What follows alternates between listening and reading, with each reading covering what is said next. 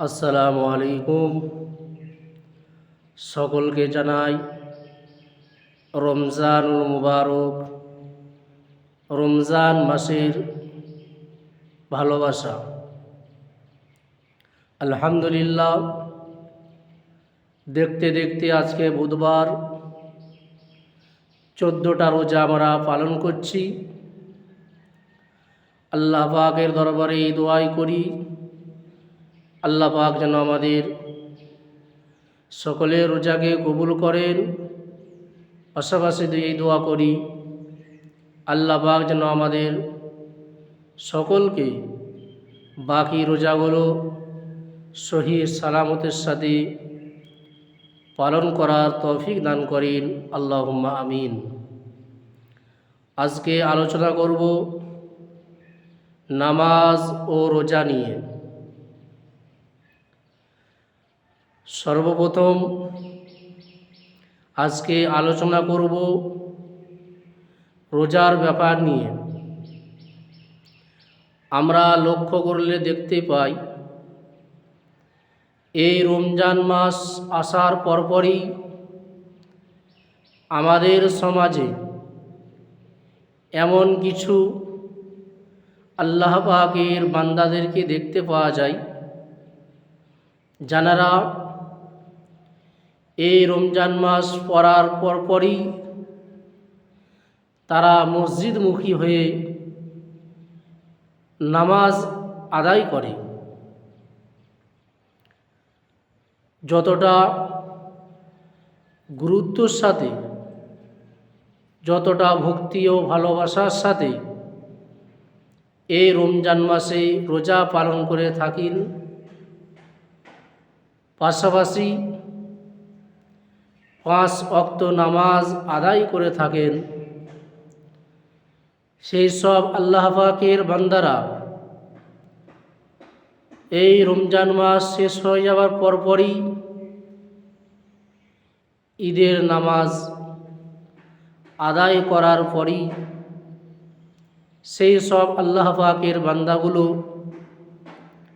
মসজিদ থেকে সরে যায় এবং নামাজ থেকে সরে যায়। আজকে আলোচনা করব আল্লাহ পাক আল্লাহ তাআলা এই রমজান মাসের ফজিলত, এই রমজান মাসের সওয়াব অনেক দিয়েছেন। এটা অস্বীকার করার কোনো জায়গা নেই। কিন্তু আপনাকে আমাকে মনে রাখতে হবে যে আল্লাহ পাক যেমন এই রমজান মাসে রোজাকে ফরজ করেছেন, ঠিক তেমনি আল্লাহ পাক আল্লাহ তাআলা প্রত্যেকটা মুসলমানের জন্য নামাজকেও ফরজ করেছেন। যখন কোনো আল্লাহ পাকের বান্দাবান্দি নাবালক থেকে সাবালকে পৌঁছে যাবে,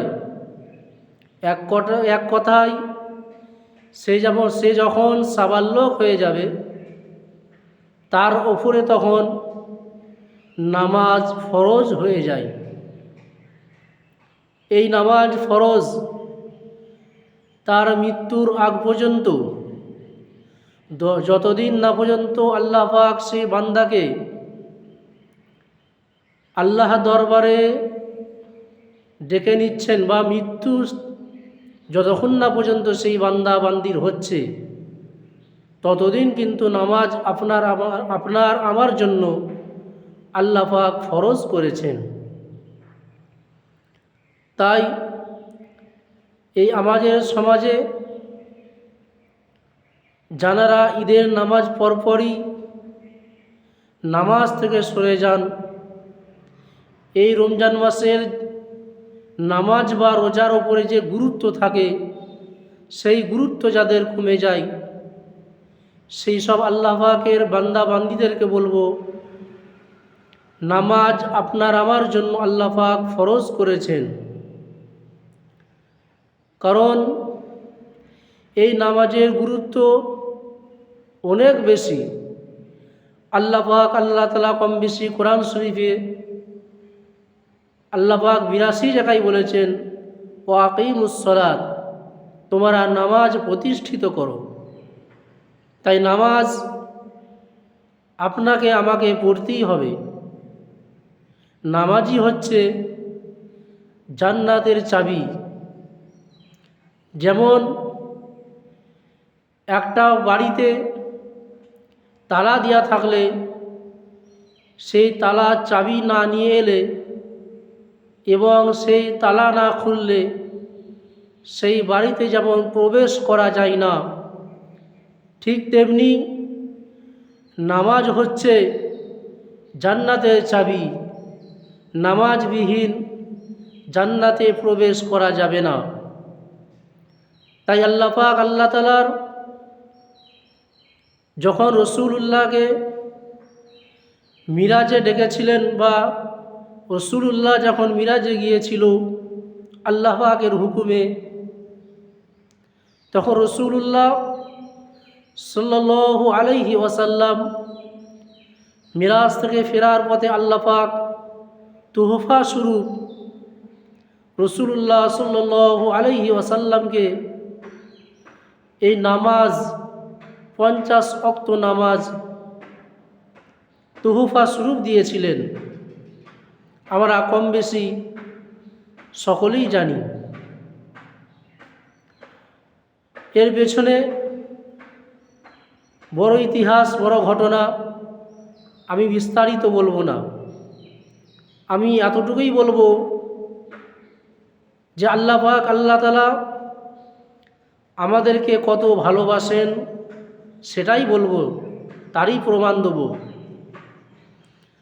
আল্লাহ পাক আল্লাহ তাআলা যেমন তার প্রিয় হাবিব মুহাম্মদ রাসূলুল্লাহ সাল্লাল্লাহু আলাইহি ওয়াসাল্লামকে 50 ওয়াক্ত নামাজ দিয়েছিলেন, সেই সময় সেই 50 ওয়াক্ত নামাজ নিয়ে ফেরার পথে অনেক নবীদের সাথে, আমি বিস্তারিত বলবো না, নবীদের সাথে দেখা হয়। নবীরা বললেন, আপনার উম্মাতিরা এত নামাজ আদায় করতে পারবে না, তাদের জন্য অনেক কষ্ট হয়ে যাবে। তো মূল কথা হচ্ছে আল্লাহ পাক আল্লাহ তাআলা কমিয়ে কমিয়ে এই উম্মতে মুহাম্মাদীদেরকে 50 ওয়াক্তর নামাজ কমিয়ে কমিয়ে 5 ওয়াক্ত নামাজ ফরজ করেছেন।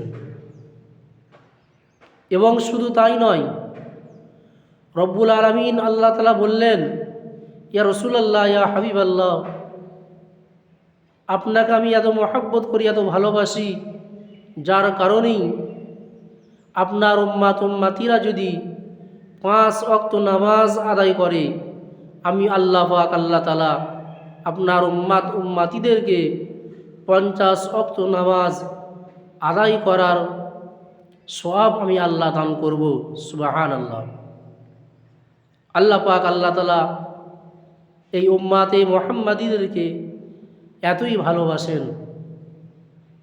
রাসূলুল্লাহ সাল্লাল্লাহু আলাইহি ওয়াসাল্লাম মিরাজ থেকে ফেরার পথে আল্লাহর দরবারে সিজদায় পড়ে কাঁদেন। কি বলেন? ইয়া রব্বে হাবলি উম্মতি, ইয়া রব্বে হাবলি উম্মতি, আমার উম্মাদের কি হবে? রব্বুল আলামিন আল্লাহ তাআলা বললেন, ইয়া রাসূলুল্লাহ, ইয়া হাবিবাল্লাহ, আপনি তো আমার সাথে দিদার করলেন, সাক্ষাৎ করলেন, মিরাজ করলেন, তারপরেও আপনি কেন কাঁদছেন সিজদায় পড়ে? আপনি তো খুশি হবার কথা। রাসূলুল্লাহ বললেন, ইয়া রব্বুল আলামিন আল্লাহ, আমি আপনার সাথে দিদার করলাম, কথা বললাম, সাক্ষাৎ করলাম, আমি খুশি হয়েছি, কিন্তু ইয়া রব্বুল আলামিন, পৃথিবীর জমিনে তো আমার কত গুনাহগার উম্মাতিরা রয়েছে, তাদেরও তো মন চায় যে আপনার সাথে দিদার করবে, আপনার সাথে মিরাজ করবে।